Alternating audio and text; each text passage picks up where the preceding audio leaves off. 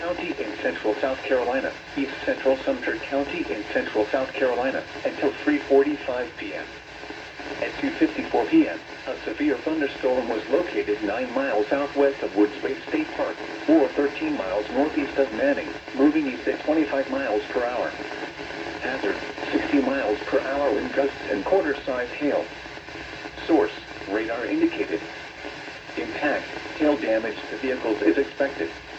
Expect wind damage to trees and power lines. Locations impacted include Woods Bay State Park, Turville, Shiloh, and Gable.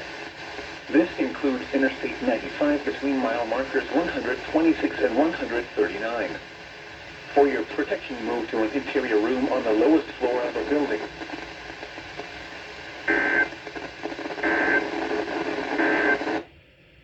The National Weather Service in Columbia has